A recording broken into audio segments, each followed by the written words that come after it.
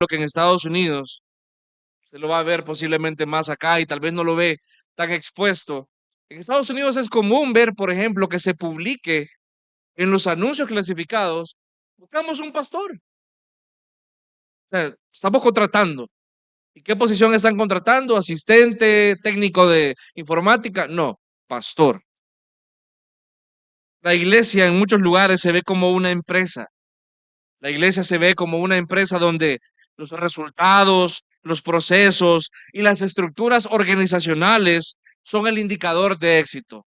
Sí, mira, nosotros tenemos tantos distritos, tantos grupos, y está bueno que el Señor multiplique. Sin embargo, ese no es el indicador de éxito.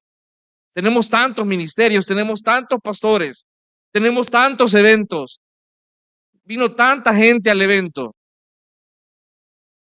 La iglesia tampoco, amado hermano, por el contrario, tal vez lo vemos en más iglesias pequeñas.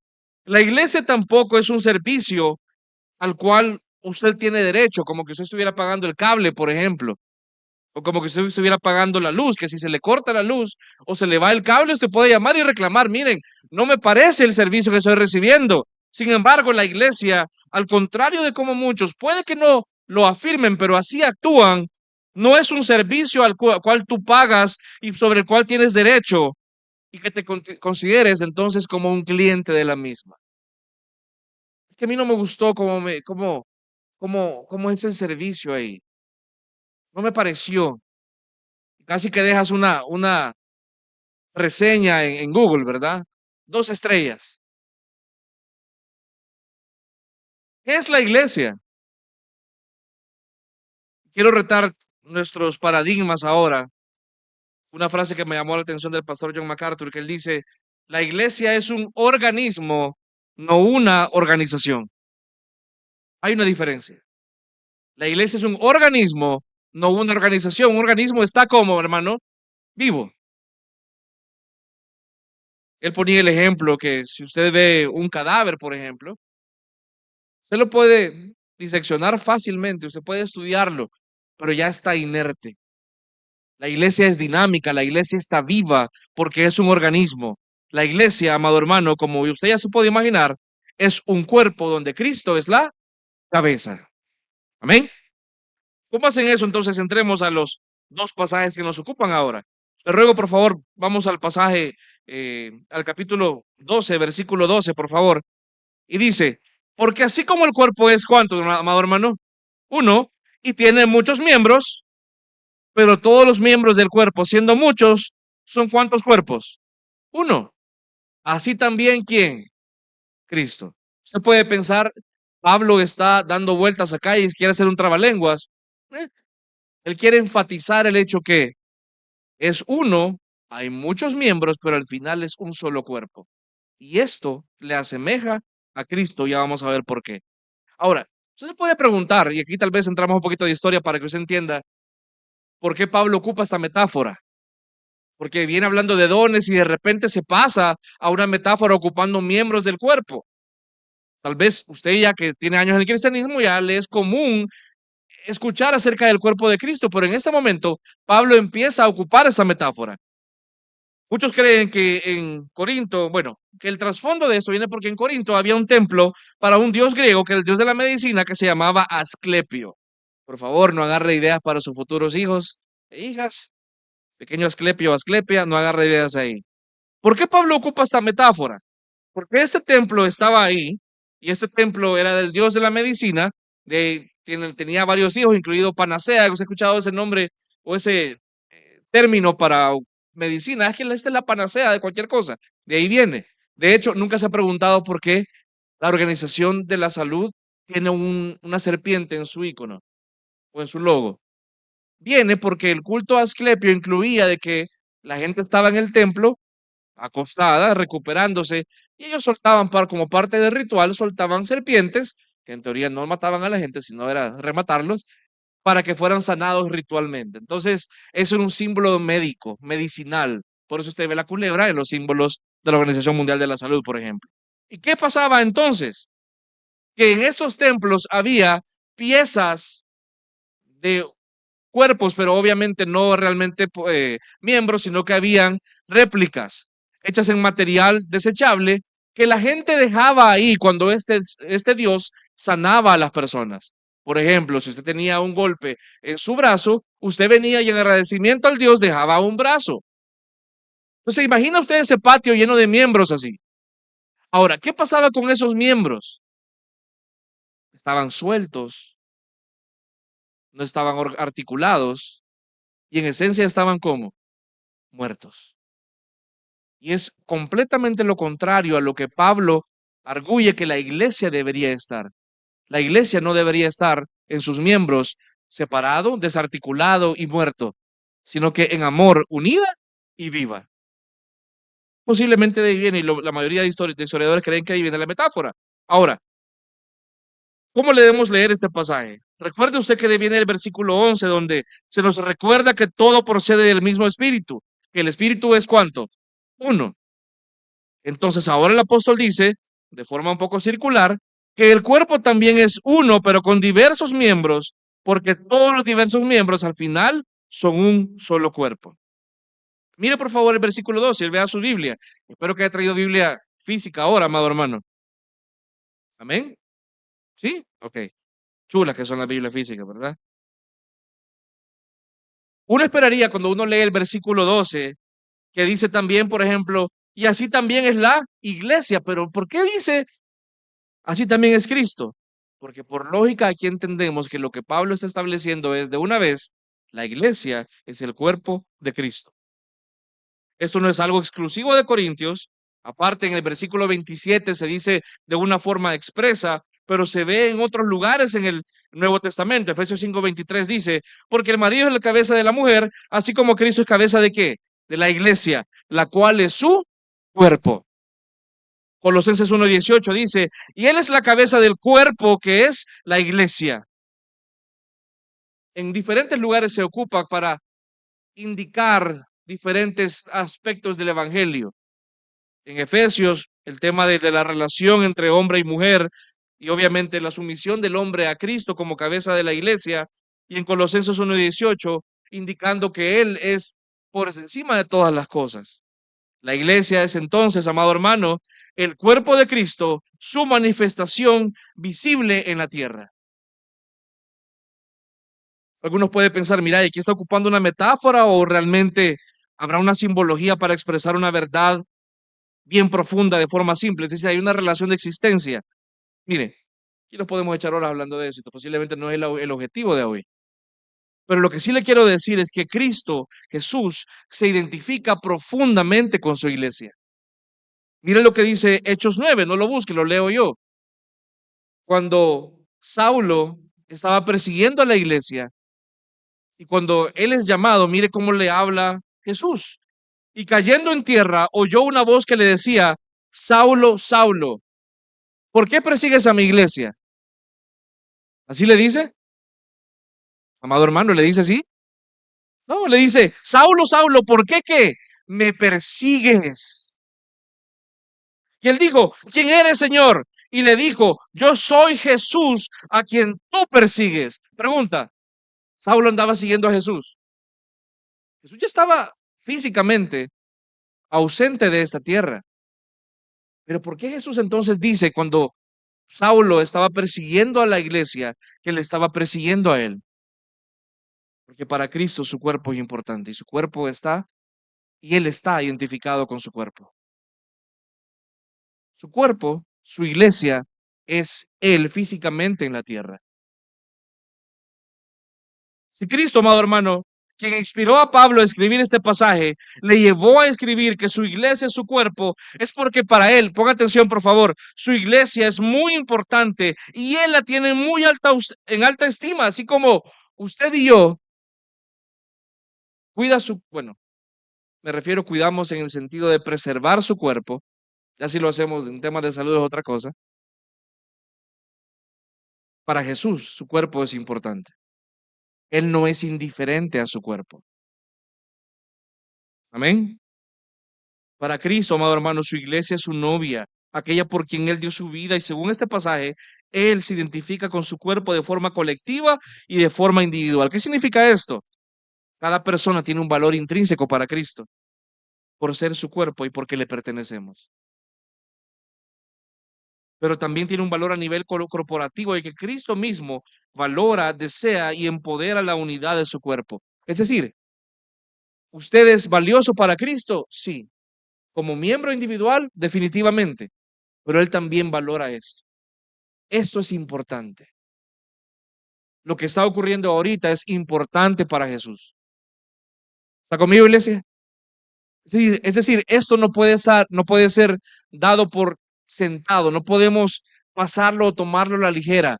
Esto que está ocurriendo es importante, no porque yo se lo diga, porque el pastor Marcelo se lo diga, porque el pastor o quien sea se lo diga, es porque Dios le dice que es importante. Amén. Usted es lo que le decimos sus servidores, usted puede decidir hacer caso omiso, pero tenga cuidado de pasar por alto aquello que Dios dice que para Él es importante. Y repito, para Él, su iglesia, su cuerpo es importante. Ahora, ¿cómo entendemos esto del cuerpo si hay diversas iglesias, por ejemplo, locales? ¿Hay diferentes cuerpitos de Cristo entonces? Sí y no. Quiero recordar algo que vimos ya en otros libros y las diferencias que hay, por ejemplo, y aquí tal vez metemos un poquito de doctrina de la iglesia. Es que existe, amado hermano, la iglesia visible y la iglesia invisible. ¿Se acuerda usted de eso? La iglesia invisible, de que nos escondamos, la iglesia invisible es aquella que realmente pertenece al Señor, es decir, aquellos que verdaderamente han nacido de nuevo. Sin embargo, ya que estamos en un mundo caído, no sabemos quiénes de acá, incluso acá, hemos verdaderamente nacido de nuevo y quiénes todavía, o posiblemente nunca, llegarán a nacer de nuevo. Sin embargo, está la iglesia visible, que es esto. Yo a usted lo puedo ver, con ayuda de los lentes, pero lo puedo ver. La iglesia visible es básicamente todo lo que se observa de aquellos que se llaman iglesia, pero solamente Dios sabe quiénes son realmente miembros de la iglesia invisible. ¿De acuerdo? Ahora, esa iglesia invisible está presente en todos lados. Y por eso entendemos que está la iglesia local y la iglesia universal. La iglesia universal son todos los cristianos que han existido en toda la historia, verdaderos cristianos, y en todos los lugares del mundo, desde, como le digo, desde el principio del tiempo en Génesis hasta hoy. La iglesia universal. Pero la iglesia local es esto, la reunión de personas que nos decidimos reunir en un lugar específico como personas que nos identificamos a una congregación específica. ¿Cómo entendemos esto entonces? Bueno, bíblicamente una iglesia local, el Señor le llama un cuerpo completo en sí mismo. No es que estemos fraccionados. Ah, bueno, aquí gracia y verdad, aquí somos el hígado del cuerpo de Cristo. Allá está el vaso, allá está el hígado. No, somos un cuerpo completo expresado de forma local. ¿De acuerdo, iglesia? Claro, eso no quiere decir que vamos entonces a evitar o no vamos a relacionarnos con otras iglesias, porque aunque somos un cuerpo completo, ¿sabe qué? Cuando nos unimos con otros también somos un cuerpo. ¿Cómo lo explicamos? Mire, si quiere meter un diagramas de Venn, vamos a fallar. Usted entendámoslo y creámoslo por fe, amén. Allá cuando llegue al cielo, usted le pregunta las matemáticas al Señor. ¿De acuerdo? Yo le voy a preguntar por la canela y las cucas, pero también por esa parte le podemos preguntar. Amén. Ahora, ¿qué es la iglesia entonces si aplicamos esto o lo que acaba de decir el versículo 12? ¿Es una reunión cualquiera? ¿Es una reunión indiferente a otras reuniones? ¿O cómo debe cambiar nuestra perspectiva si entendemos que aquí está reunido el cuerpo de Cristo? En primer lugar, amado hermano, si la iglesia es el cuerpo de Cristo, el pertenecer a una iglesia o el pertenecer a la iglesia es algo que trae un cambio real a tu vida. ¿En qué sentido? La dinámica con la que te relacionas con la iglesia no puede ser la misma con la que te relacionas con los de afuera. Si tu identidad cambia y ahora tú le perteneces a Cristo, adivina qué relación es la que al Señor más le importa con la iglesia. Ni siquiera con tu familia natural, ni siquiera con tu familia de sangre. Y algunos se pueden molestar aquí conmigo, pero moléstese con Dios, no conmigo. Si tu identidad cambia, significa que ahora perteneces a algo más grande que incluso la familia de sangre, incluso que ti mismo, incluso que tu identidad anterior. Y ahora, porque vamos a ver un momento quiénes pertenecen a esta iglesia, ahora tu identidad cambia y ahora tu relación necesariamente cambia porque ahora tu existencia es en función de esto. ¿Le parece chocante? ¿Le parece molesto? Hermano, entonces, o sea, yo no puedo decirle, mire, deje de ser cristiano, pero ser cristiano necesariamente implica pertenecer a un cuerpo y que tu identidad cambia en función de ello.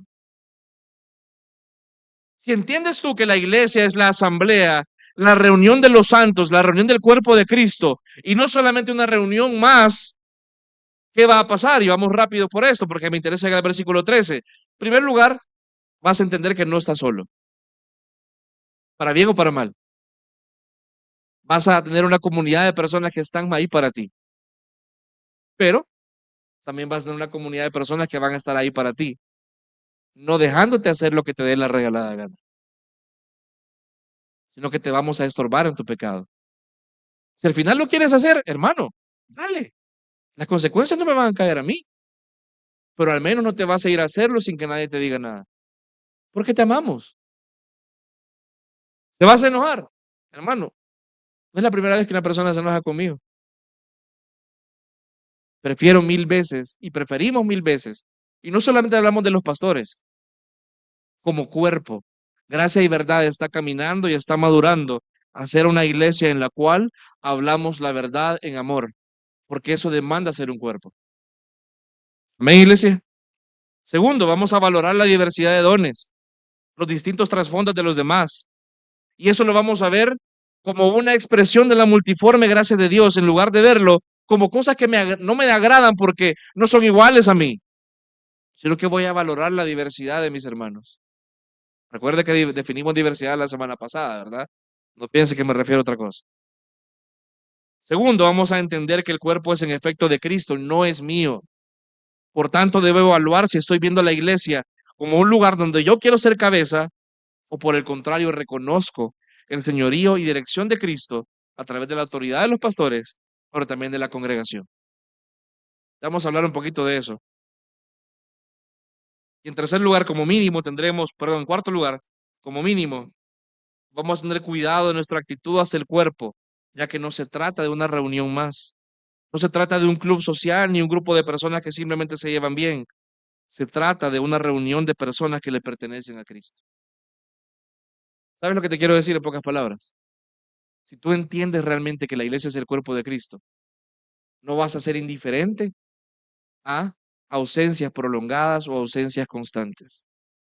Y no solamente me refiero a la ausencia el domingo, sino a la vida de iglesia.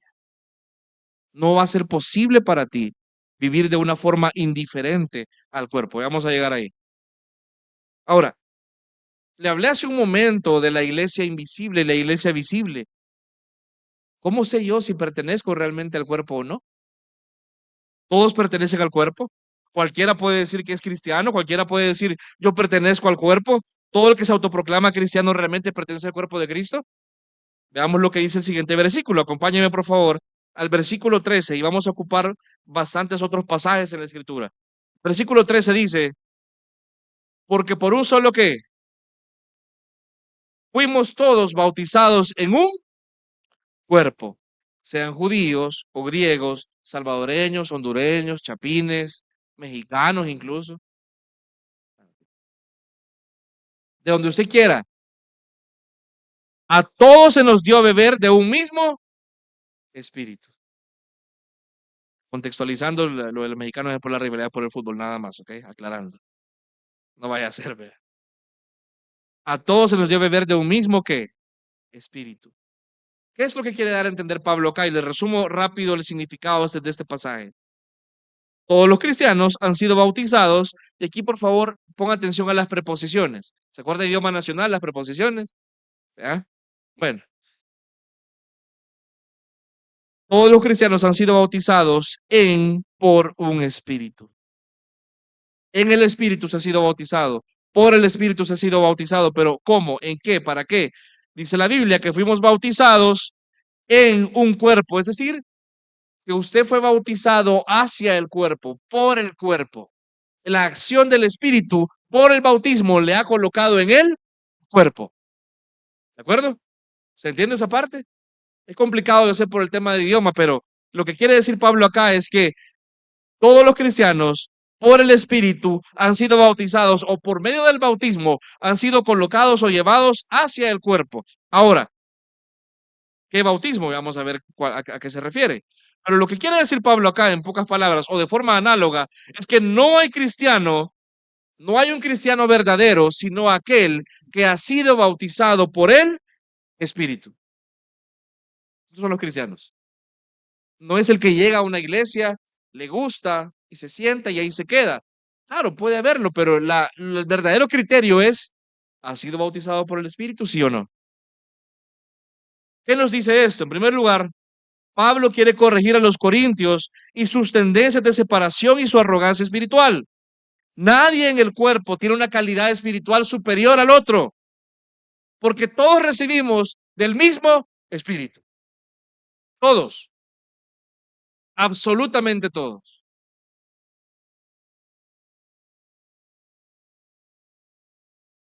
Cuando, yo me acuerdo cuando iba al colegio, no sé si se acuerda, bueno, los que están ya tal vez de mi edad, y los que no, pues se imaginan. Se pusieron de moda por un tiempo los cartapacios, que usted le abría 3 hoyos a las páginas, en tiempo ocupábamos páginas de 3 hoyos, y se lo guardaba, y había una marca que era gringa, que era la mejor, los famosos Trapper Keeper. Algunos, ajá, sí, ajá, ajá. Mire, a mí nunca me compraron un Trapper Keeper. Me compraron uno de la librería Hispanoamérica, hermano, que las 2 semanas se me rompió. Y diseños bien feos, porque era un arcoíris con nubes, o sea, tenía que gustarme aparentemente. Y era difícil porque uno se compara y uno dice la calidad, la marca. El que tiene el Trapper Keeper original con el diseño chivo, ese de verdad, qué bien le fue. Ese en cierta forma es superior porque tiene una calidad mejor. En la iglesia no existe eso. En la iglesia no hay gente de mayor o menor calidad espiritual, porque todos hemos recibido del mismo espíritu. No hay espíritu chafa, pues. No hay espíritu chabela, no hay espíritu de imitación. Ah, vos su espíritu lo compraste en el centro. No, hermano, no existe eso. Todos hemos recibido lo que hemos recibido por el Espíritu Santo de Dios.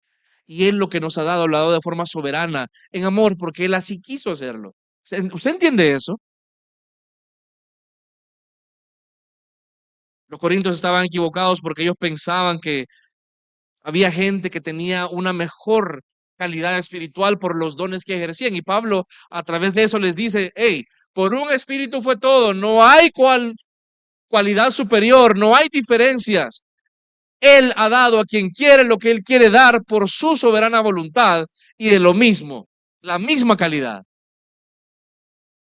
Pero en segundo lugar, e implicado de lo anterior, en el cuerpo no puede haber discriminación o cualidades o de separaciones o divisiones con base a cualquier cosa, incluso el trasfondo de la persona, porque no hay ningún trasfondo válido que nos separe porque el Señor nos ha hecho uno.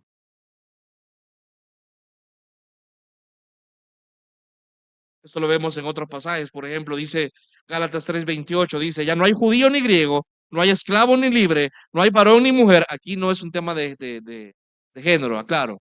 Cuando dice no hay varón ni mujer, a lo que se refiere es no hay un valor mayor para aquel que es hombre o aquel que es mujer. Todos valemos igual, porque todos vosotros sois uno en quién, en Cristo Jesús. Efesios 2:14, porque Él es nuestra paz, porque de ambos pueblos hizo uno, derribando la pared intermedia de separación, aboliendo en su carne las enemistades, gentiles, judíos, la ley de los mandamientos expresados en ordenanzas, para crear en sí mismo de los dos un solo y nuevo hombre, haciendo la paz, y mediante la cruz reconciliar con Dios a ambos, ¿En qué? En un solo cuerpo. Yo no sé dónde, bueno, sí sé dónde vienes tú, obviamente los conozco a todos, pero no importa. No importa lo que has hecho antes. No importa si eras más espiritual o menos espiritual. De qué religión vienes, de qué, no sé, aquí nadie te va a pedir el DUI, hermano. Usted sabe por quién lo digo. No importa. Todos somos uno en Cristo Jesús. Y tu valor no depende de tu trasfondo, no depende de tu experiencia, no depende de dónde vienes, no depende de tu apellido, de nada más que el hecho de que el Espíritu te ha colocado en el cuerpo de Cristo Jesús. Y aquí todos somos uno. Romanos 2:10. Pero gloria y honra y paz a todo el que hace lo bueno, al judío primeramente y también al griego, porque no hay acepción de personas para con Dios. ¿Qué te quiero decir con esto? Y este pasaje lamentablemente es muy mal utilizado, porque pensamos que cuando dice la Biblia que Dios no hace acepción de personas, es que Dios tiene que aceptar a todos por igual. Y ahí caemos en un error que se llama universalismo. Cuando dice la Biblia que Él no hace acepción de personas, la palabra que se ocupa acá es que Dios no recibe el rostro de nadie. Es decir, nadie puede impresionar a Dios por su apariencia, pues. No depende de tu habilidad, no depende de tu, no sé, de lo que tú puedas traer. Tú no vas a impresionar a Dios. Cuando dice la Biblia que Dios no hace acepción de personas, es que Dios elige independientemente del trasfondo de las personas. Y Él escoge tanto judíos como gentiles, paganos, medio religiosos, como Él quiere para su gloria. A eso se refiere. Porque algunos dicen, cuando les explicamos, por ejemplo, doctrina reformada de la elección incondicional, pero ¿cómo va a ser de que Dios va a elegir a unos y a otros no? Dios no hace acepción de personas. Entonces Dios va a salvar a todos, entonces. No, hermano, se refiere a que Dios escoge de todo tipo de personas. Y más que todo lo que se refiere es que Dios no se guía por la apariencia. Usted y yo posiblemente nos guiamos por la apariencia. Es difícil. Obviamente no emocionarse si a la iglesia viene un hermano que nos dice, sí, mire, yo he sido pastor aquí o yo he estudiado en tal seminario, tal cosa, pero tal vez el tiempo nos ha enseñado en amor, tal vez ser un poquito, ¿cuál sería la palabra? No quiero decir cínicos, pero un poquito tranquilos en decir, hermano, ok, está bueno que tú vengas y has aprendido muchas cosas, pero igual es tiempo que tú te sentes a escuchar palabra de Dios. Muchos vienen con el deseo inmediato de venir a la iglesia y servir de una vez porque en sus congregaciones anteriores su valor se basaba sobre el servicio. Y lo primero que les decimos acá es, hermano, por unos meses no vas a servir, porque es importante que cada uno descubra su identidad y su valor sobre la base de ser parte del cuerpo, no sobre lo que tú aportas. ¿Está conmigo, iglesia? Todos fuimos unidos a Cristo, todos fuimos bautizados por el Espíritu, lo cual significa una unión con Él. Pero hermano, no solamente es una unión con Él, sino que, adivina con quién más, con el que tienes a la par. La unión del creyente con su iglesia, con sus hermanos.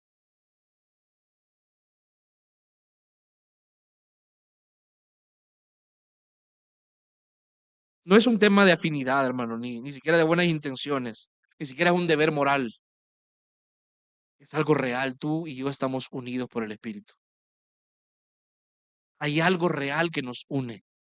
Hay algo más poderoso que tú y yo. Hay algo más sabio que tú y yo, que por la razón que Él haya querido, Él decidió, por su voluntad obviamente, Él decidió que tú y yo perteneciéramos a esta congregación local de gracia y verdad. Yo no me puedo hacer indiferente a eso, ni tú tampoco. Por eso nos importa si no vienes. Algunos han llegado hasta molestar y me dicen, mira, pero es que siempre me llaman. Perdón, hermano, perdón por preocuparnos por ti. Pero sabes que yo sería un hipócrita si yo dijera que yo te amo y que estamos en el mismo cuerpo y no me preocupo ni siquiera si no cumples con lo mínimo que es congregarte todos los domingos. La unión es real, amado hermano. Esta unión que usted y yo compartimos es algo que el Espíritu Santo en su poder ha traído y que Dios sostiene. Él va a llevarnos a que cada vez seamos más uno. Los problemas, hermano, ¿usted cree que son, uy, fallamos, ya no somos uno? No, hermano. Las diferencias son para que seamos cada vez más uno. Porque si no, caminamos sobre la base de la diplomacia. Ah, no, yo con este hermano nunca he tenido un problema. No lo conoces realmente entonces. Se han mantenido una relación diplomática. Hola, hermano, ¿cómo está? Mucho gusto. Mucho gusto, hermano. Así de reverencia, ¿verdad? Las relaciones son complicadas, hermano.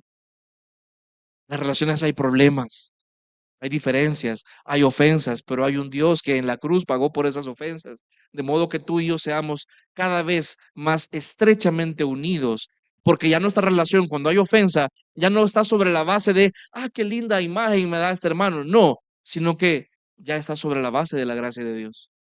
Ya no veo a esta persona como aquel que nunca me ofendió, sino que aquel que a pesar de que me ofendió, yo le amo, no porque él se lo merezca, sino porque Dios me amó a mí y por tanto yo amo a esta persona. Y esas son las mejores relaciones. ¿Sabe qué bonito es ya poder caminar, tener relaciones en la cual ya no tenés una máscara puesta? Que la gente te conozca realmente y que aún así te amen y te valoren. Tú lo puedes disfrutar ahora en la iglesia, amado hermano. Hoy, como le decía hace un momento, esta unión es una que usted no debe ni tiene realmente con nadie más, ni siquiera con su propia familia de sangre. Por eso la Biblia habla de la familia de la fe. Si tu familia de sangre está en la iglesia, qué bueno. Pero te hago una pregunta. ¿Tú crees que Jesús dijo así a la ligera, por ejemplo, cuando alguien le dijo, mira, Señor, yo te voy a seguir, pero primero anda, déjame que me encargue de esos temas familiares? ¿Y Jesús qué le respondió? Deja que esta gente, que la gente que está muerta espiritualmente, entierren a sus muertos. Porque lo primordial es seguirlo a Él, seguir al Señor. Tu vida debe girar y debe entender que la prioridad es caminar juntos a aquellos que están en lo mismo que tú. Complementando la definición que di hace un momento. Una iglesia local es una expresión del cuerpo de Cristo, una expresión local del cuerpo de Cristo. No es una parte, no es un cuerpo, sino que es el cuerpo, que está compuesta por diversos tipos de personas, con diversos dones, diversos trasfondos, pero tienen en común lo más importante y lo único necesario, que hay un solo espíritu en medio de ellos. Y eso basta. De hecho, y aquí me interesa que veamos lo sublime que es esto. Le ruego por favor que me acompañe a Efesios 3. Porque se piensa que puede pensar usted que yo me estoy emocionando aquí por gusto. Mire lo que la Biblia habla de la iglesia.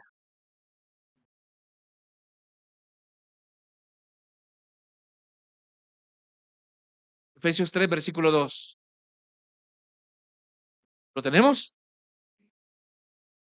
Si es que habéis oído de la administración de la gracia de Dios que me fue dada para con vosotros, es decir, la responsabilidad que Dios le dio a Pablo, que por revelación me fue declarado el misterio, al misterio, como antes lo he escrito brevemente, leyendo lo cual podéis entender cuál sea mi conocimiento en el misterio de Cristo.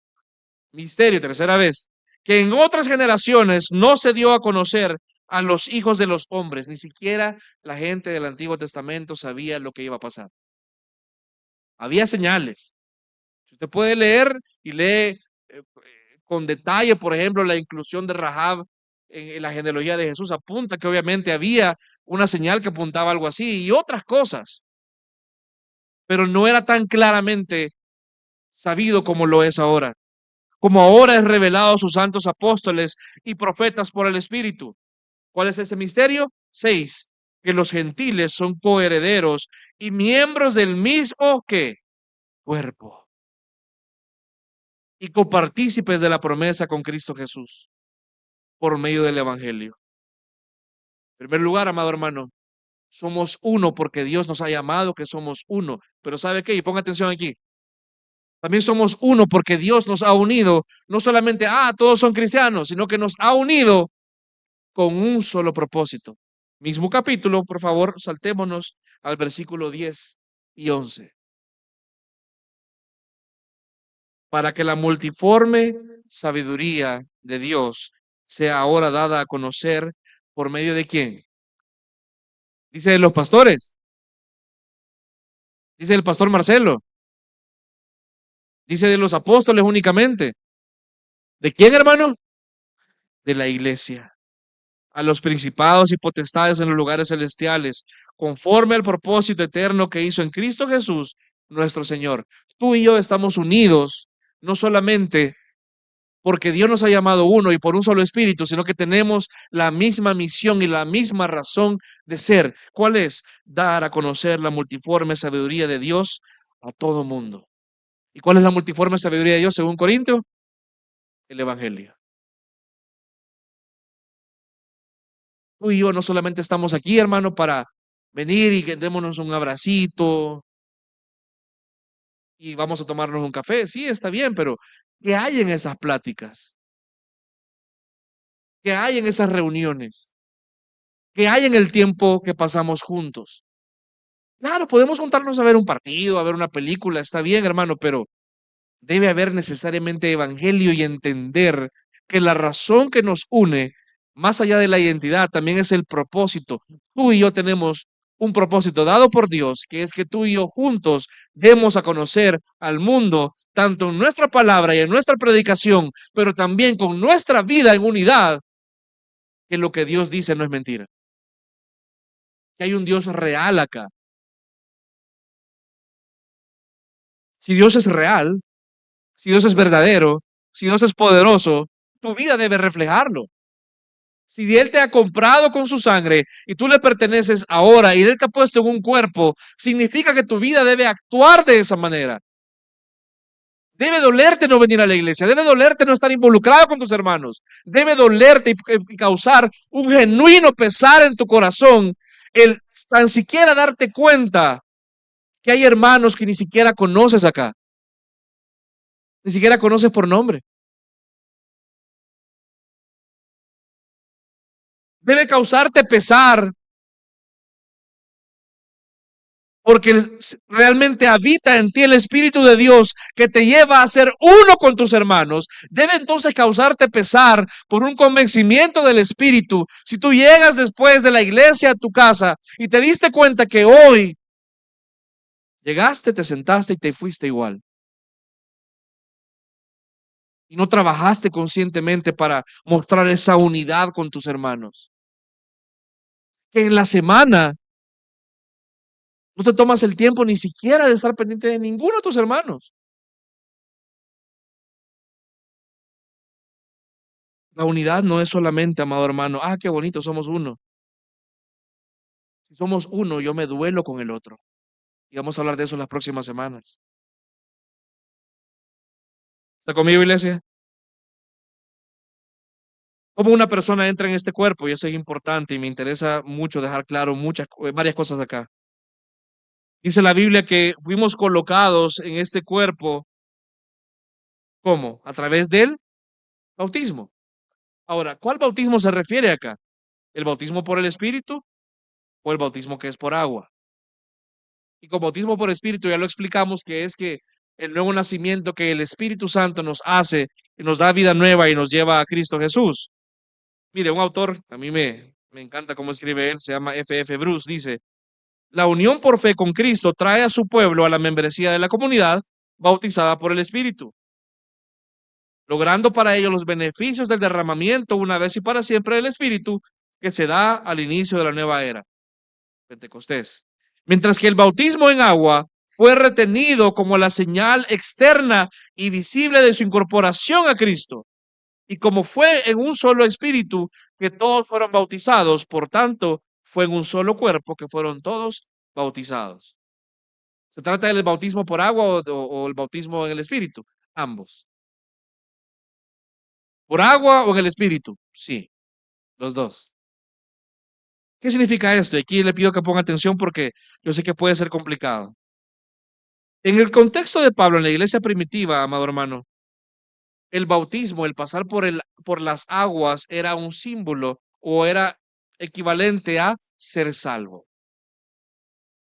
De hecho, usted lo puede ver en diferentes lugares en la teología de Pablo. Cuando habla de bautismo, se refiere a salvación. Lo vimos incluso en el capítulo 10. El que una persona fuera bautizada, es decir, sumergida por el Espíritu, significaba el hecho que había sido traído a vida nueva, como dice Romanos 6, lo cual conllevaba casi de forma inmediata el símbolo externo, que era que fuera bautizado ¿dónde? En agua. Hay una relación estrecha entre el bautismo en el Espíritu y el bautismo por agua. Es para Pablo casi la misma cosa, porque aquel que fue bautizado por agua es porque ya también fue bautizado por el Espíritu. Hay una relación entre el elemento invisible y el visible. Ahora, como Iglesia Gracia y Verdad, y en línea con la doctrina reformada, no creemos que el bautismo por el Espíritu sea un suceso aparte o posterior al nuevo nacimiento, donde el cristiano recibe un equipamiento adicional. Ah, bueno, sí, él ya es cristiano, ya recibió a Cristo, pero no ha recibido el bautismo del Espíritu y por eso no puede hacer X o Y cosa, no tiene X o Y dones. Como Iglesia Gracia y Verdad no creemos esto. Creemos que el Espíritu Santo bautiza en Cristo y para Cristo al creyente en el momento de su nuevo nacimiento, una vez y para siempre, equipándole con todo lo que necesita para la vida cristiana. No hay una etapa secundaria.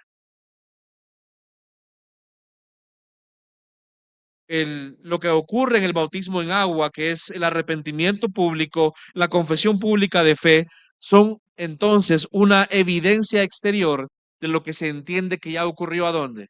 En el interior. La persona expresa públicamente su incorporación a la iglesia local por el bautismo en agua y por tanto se compromete con el cuerpo de Cristo expresado en esta iglesia. Por eso no lo tomamos a la ligera, amado hermano. Ponga atención a este párrafo, por favor, porque me interesa citarlo. Mire, si la iglesia al cuerpo, según Pablo, es por el bautismo y el bautismo es por el Espíritu, la evidencia del bautismo es la misma evidencia del Espíritu. Y lo leímos en este capítulo. La verdadera espiritualidad es que Cristo sea mostrado como que, como Señor en nuestras vidas. Que Cristo sea el Señor de la vida de la persona. Que Cristo sea evidenciado como el que gobierna la vida de la persona. Por eso es que en Gracia y Verdad tenemos mucho cuidado con el ingreso a la membresía de la iglesia local. Y lo que voy a decir a continuación, amado hermano, pues ya se dijo los jueves, así que yo le dije hace un rato, hermano, si usted pues no viene los jueves, se va a perder de algunas cosas que puede que después no haya sabido. Y es importante entenderlo acerca de la iglesia y cosas que como iglesia consideramos que se alinean a la palabra de Dios. Hay distintivos de gracia y verdad que van a ir y van cambiando, porque estamos examinando a través de las escrituras prácticas que hemos llevado a cabo, que entendemos que se llevaron a cabo en cierto momento como una respuesta al contexto en el cual gracia y verdad nació. Sin embargo, consideramos que después de un examen de las escrituras, no es la forma correcta de llevar a cabo el gobierno de la iglesia y la membresía, ya que no tiene un sustento necesariamente escritural. ¿A qué me refiero? En primer lugar, ¿qué buscamos nosotros como requisito para la membresía? Usualmente, y se estaba haciendo que éramos los pastores los que decíamos, ah, bueno, tal persona puede ser miembro, llamémoslo, invitémoslo. Eso no es así. Y esto de nuevo se enseñó ya un jueves, el pastor Carlos enseñó acerca del gobierno congregacional de la iglesia. Gracia y verdad se está moviendo a un gobierno congregacional dirigido por ancianos. Es decir, que en lo que colocan y pueden quitar ancianos, los que invitan y pueden recibir nuevos miembros, no son solo los pastores, sino ¿quién? La congregación. En gracia y verdad, entonces, pertenecen y pueden pertenecer a nuestra membresía personas que hayan pasado por un proceso donde los pastores, pero también la congregación, puedan dar testimonio de que una persona evidencia la presencia del Espíritu Santo en su vida. ¿Qué implica? Que no podemos invitar a la membresía a personas cuyo involucramiento en la vida de iglesia sea limitado o nulo. No seríamos responsables nosotros. ¿Por qué? Hermano, vamos a invitar al hermano William, no sé, nombre X. ¿Y quién es él? Como operarle, vea. Contame de su vida. Ah, o sea que esta persona que yo no conozco, de repente, ah, miembro, ah, hola hermano, mucho gusto. Ah, perdón, la reverencia. Mucho gusto, hermano. No te conozco, o sea, no te conocemos para nada, pero el pastor dice que él tiene testimonio de ti, de tu vida. Consideramos que no es correcto esto. ¿Qué se espera de una persona que aspira a la membresía de gracia y verdad?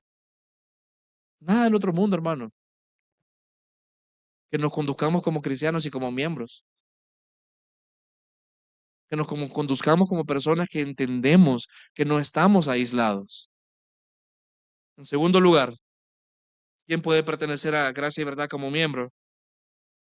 Pueden pertenecer a nuestra membresía personas que en obediencia a la Escritura hayan pasado por las aguas del bautismo. Si una persona se ha bautizado antes de llegar a gracia y verdad, durante el proceso de membresía vamos a conversar con ellos para entender sobre el contexto bajo el cual lo llevaron a cabo. Si al momento de bautizarse tenían un entendimiento correcto del Evangelio, no tiene que ser perfecto, pero sobre el Evangelio de la gracia y del bautismo, consideramos que el Señor toma por válido dicho bautismo y por tanto nosotros también, por lo que no esperamos que dicha persona se bautice de nuevo para ingresar a la membresía. Yo entiendo que es un cambio a lo que hemos venido practicando. Sin embargo, consideramos que eso que el Señor nos ha guiado a hacer con base en la fidelidad de la Escritura. Ven, hermanos. Si usted tiene preguntas, hablamos al final. Con gusto. Ahora, después de ese pequeño anuncio, ¿cómo se ve la unidad de la iglesia en la práctica? Y entramos ya a la parte aplicativa de esto. ¿Se acuerda del misterio de Dios que hablamos? Aquello que era oculto y que ahora se ha revelado, que es Cristo en nosotros y que es Cristo también llamando judíos, gentiles, de todo tipo de personas. Un poquito más adelante y regresemos a Efesios. Mire el versículo 1 del capítulo 4. Por favor, acompáñeme a Efesios 4:1.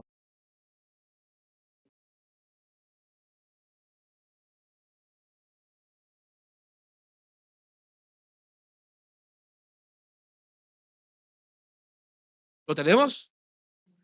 ¿Qué se refiere a la unidad? ¿Cómo se ve en la práctica? Mire el versículo 1. Yo pues, preso en el Señor, os ruego que andéis como es digno de la vocación con que fuisteis llamados. ¿Cómo?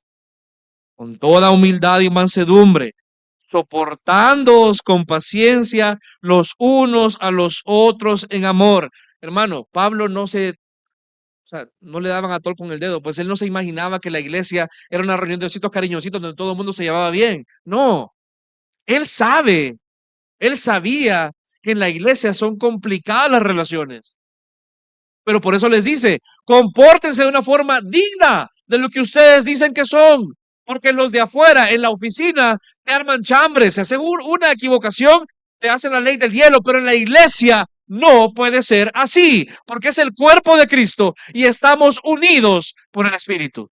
No puedo yo dejar de lado a aquel a quien he sido unido por el Espíritu. Con toda humildad y mansedumbre, soportándoos con paciencia los unos a los otros en amor. Esto no deja de lado la disciplina, claro. Solícitos en guardar la unidad del espíritu en el vínculo de la paz, es decir, tu prioridad acá es, hermano, guardar la unidad del espíritu. ¿Por qué? Porque somos ¿qué? Un cuerpo y un ¿qué? Espíritu, como fueseis también llamados en una misma esperanza de vuestra vocación. Un Señor, una fe, un bautismo, un Dios y Padre de todos, el cual es sobre todo y por todos y en todos. La razón por la cual somos uno y se espera que tú y yo nos comportemos como uno es porque tenemos un Señor que Él dice que seamos uno. Y aquí no se trata de lo que tú y yo queremos, se trata de lo que Dios dice que hagamos. Si no, amado hermano, estás en el lugar equivocado.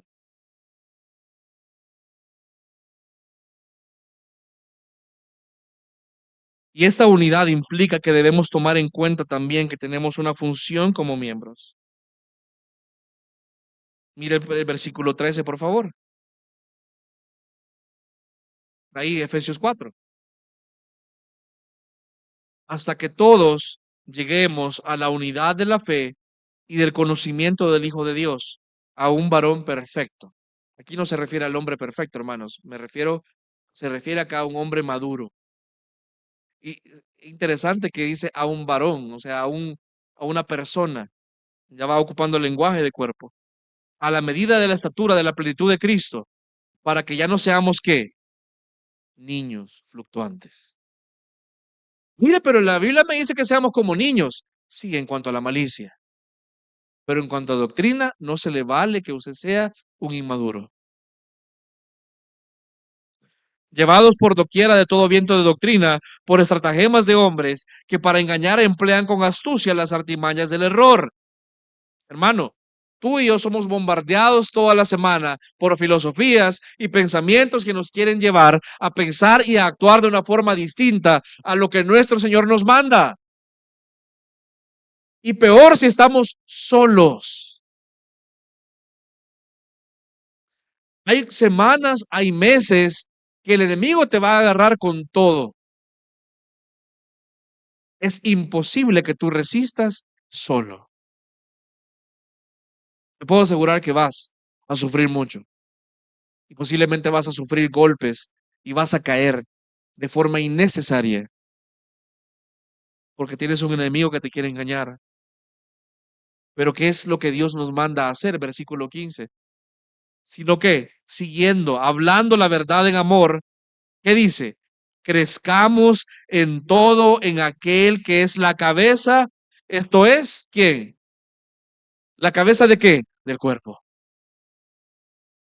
De quien todo el cuerpo, bien concertado y unido entre sí por todas las coyunturas que se ayudan como mutuamente, hermano.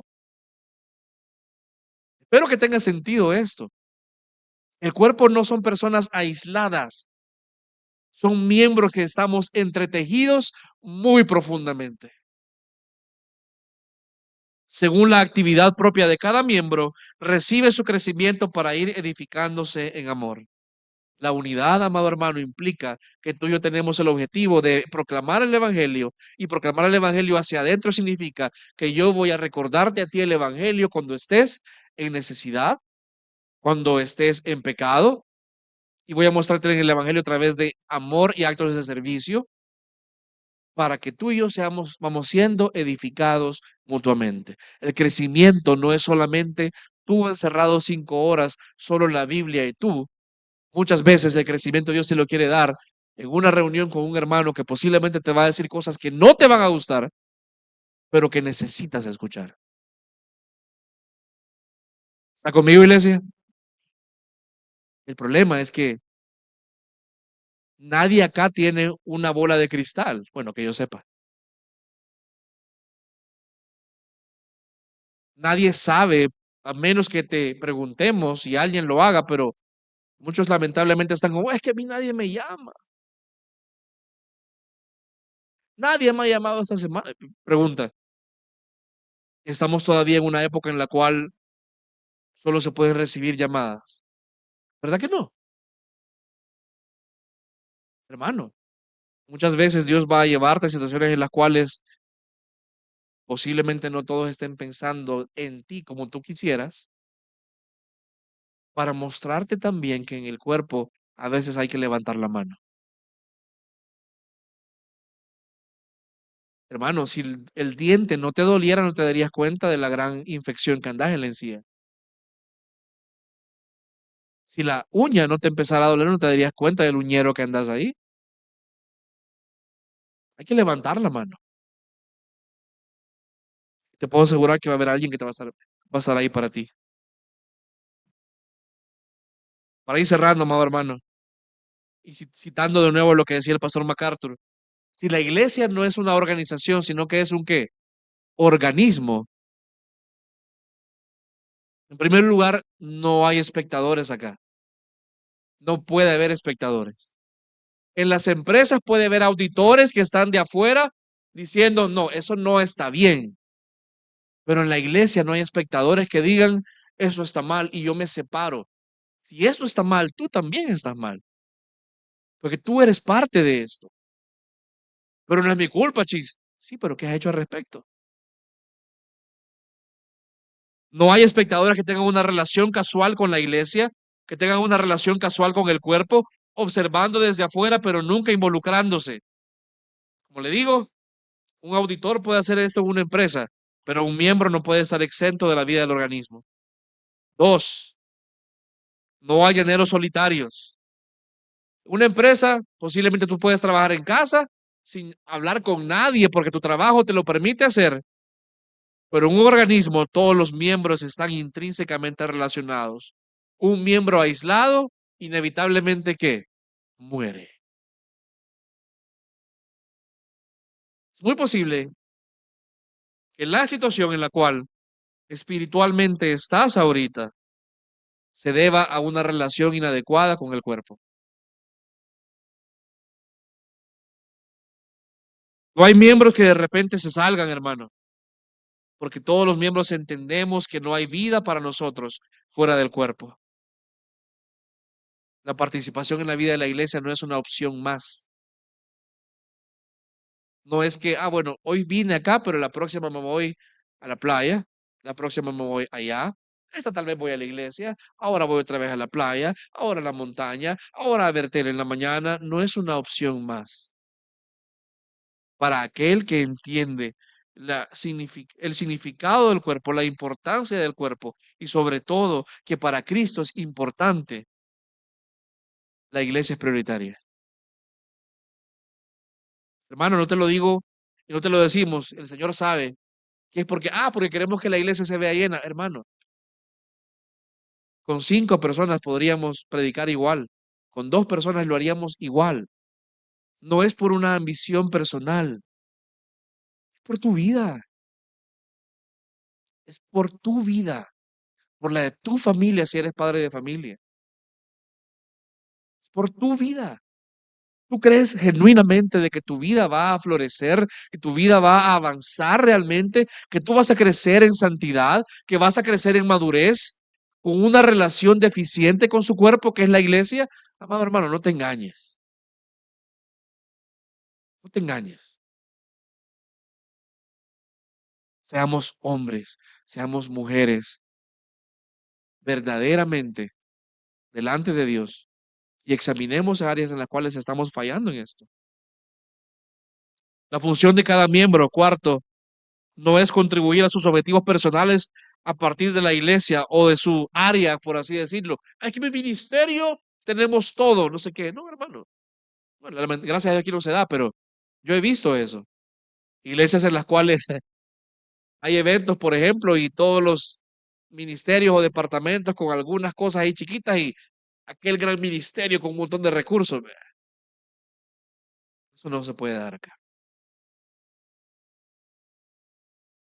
La iglesia existe para enfocarse en trabajar para que el cuerpo entero crezca y alcance su estatura idónea, que es la de Cristo. Amado hermano, otra aplicación y debemos entender es que para ser divisivo no se necesita tener el perfil que usualmente le decimos a alguien que es divisivo. Alguien antagónico, alguien peleonero. Alguien divisivo es alguien simplemente que no hace nada para que la iglesia esté unida. Si no trabajas a favor de la unidad, estás trabajando al contrario. La unidad en la práctica, amado hermano, se da igual que en la teoría, por el Espíritu. La unidad no es fácil, de hecho, es imposible, humanamente hablando. Yo no deseo relacionar, en mi carne, no deseo relacionarme con personas que constantemente me ofenden, o personas que constantemente me llevan la contraria, o personas que no hacen lo que yo quiero. o personas que tal vez no tienen mi sentido del humor, o personas que tal vez no me caen bien naturalmente hablando, o personas que pueden ser un poquito abusivas en su confianza. Eh, En mi carne nunca voy a tener ganas de eso, pero usted y yo no vivimos meramente en la carne. Usted y yo hemos sido bautizados en el Espíritu y por el Espíritu, en el cuerpo y para el cuerpo. Usted puede, no en su capacidad, sino en la de Él. Y no solamente usted puede, usted debe y yo debo. Que el Señor nos dé la humildad entonces para no tomar esto a la ligera, sino que hoy tomar decisiones en arrepentimiento para trabajar por la unidad del cuerpo. Amén. Vamos a orar. Dios te bendiga. Realmente es un privilegio para nosotros que puedas escuchar el mensaje de la palabra de Dios. Esperamos que Dios obra en tu vida grandemente a partir de lo que puedas escuchar y aprender a través de este sermón. Sin embargo, creemos que solo este sermón es insuficiente y no debería de suplantar por ningún motivo tu asistencia a una iglesia local. La iglesia local es el medio por el cual Dios obra en la vida de su pueblo. Te motivamos a que busques una iglesia sana donde congregarte o puedas contactarte con nosotros en nuestras redes sociales para que nos puedas visitar. Será un gusto poder servirte y que podamos juntos adorar a Dios en comunión con sus redimidos mientras aprendemos de su palabra. Que el Señor te bendiga.